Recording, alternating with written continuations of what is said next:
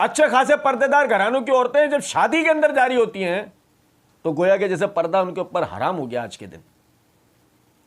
Makeup wake up तैयार यार होकर और वो जी वो पहुंच रही हूं।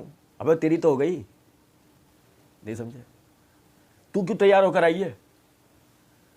अब तू किसको दिखाएगी?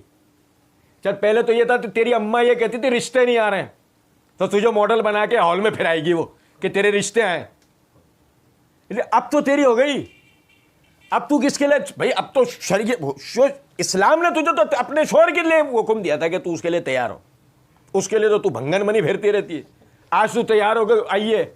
आप अंदाजा करें जरा इस बात का यार, क्यों नहीं होगा हमारे घरों में फसाद और क्यों नहीं होगा जो है मतलब यानी हमारे माशरे में फसाद। ये मामूली मामूली बातें हैं, ये बज़ाहिर जब हम सुनते हैं ना बड़ा हमें हंसी आ जाती है, अचंभा सा लगता है यार ये भी कोई करने की बात है। नहीं, यही करने की बात है।